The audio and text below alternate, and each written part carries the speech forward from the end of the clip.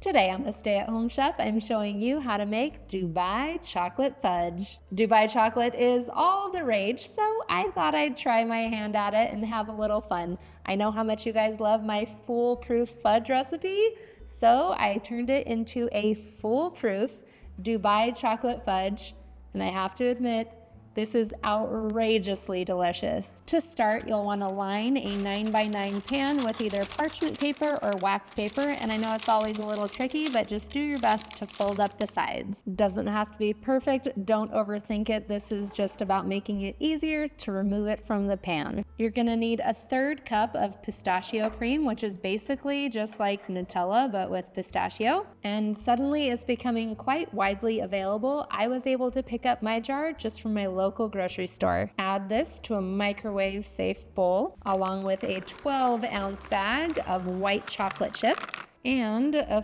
14-ounce can of sweetened condensed milk. And we're gonna melt this in 30-second increments. You don't wanna over melt it, so I like to just mash those last straggling chocolate chips until they're fully incorporated. Working quickly, add in a 1/4 teaspoon of vanilla extract and then just 1/8 of a teaspoon of almond extract. The almond extract is optional. It doesn't add an almondy flavor, but it does enhance the flavor of that pistachio. So if you really want to draw out those flavors, add that almond extract.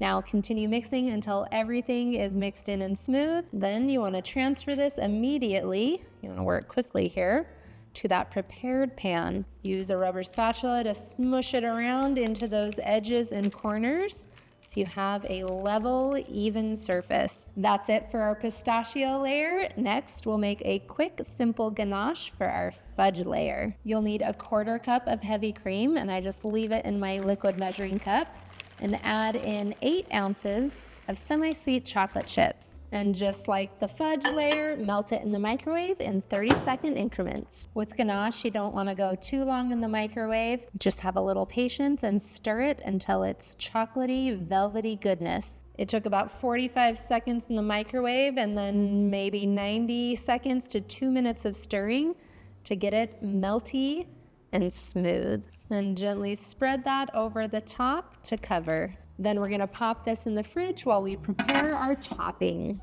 For the signature Dubai topping, you need something called kataifi. This is what it looks like. It's really just a shredded pastry dough. You can easily order a bag like this online, or you can make your own. I tried it out. It's super easy. It's really just a mixture of flour, cornstarch, water, a little bit of oil, and then you drizzle it in a skillet and cook it up until you get this. Melt 1 tablespoon of butter in a non-stick skillet on the stove, and then we'll add in our kataifi.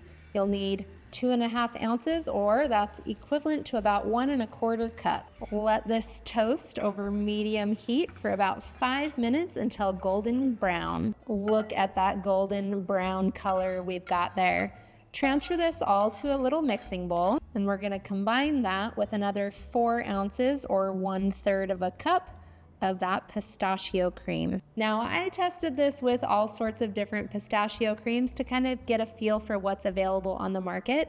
Just like peanut butter, some are thicker or thinner than others. So if yours is on the thin side, I recommend adding in 2 tablespoons of cornstarch just to make sure it holds itself together. And even if you're just second guessing yourself, it really won't harm anything to stir it in. You just kind of mush it all together into this green colored little haystack. Grab your fudge from the fridge and start dotting little piles of the haystacks on top so you can spread it out. Just be gentle because you don't want to smudge the fudge layer, and give it an even coverage of the topping. While that's still wet, sprinkle on about 1/4 cup of roughly chopped salted pistachios. Then this part is optional, but you often find Dubai chocolate paired with strawberries. So I grabbed some freeze-dried strawberries just from the snack section at the grocery store. They're pretty easy to crumble, and then you can just sprinkle some on top. Once again, it is optional, but our taste testers did like that little extra touch of sweetness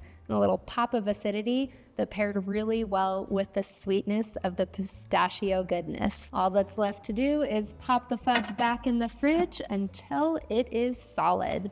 Once solid, you can cut it into little bite-sized pieces and then give it a try. I love the crunchy topping with that sweet pistachio fudge beneath.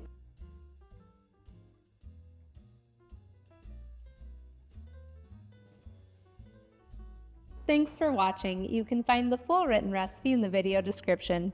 Be sure to subscribe, like, and follow, and check out the rest of my videos where you can find hundreds of restaurant quality recipes you can easily make at home. We'll see you later.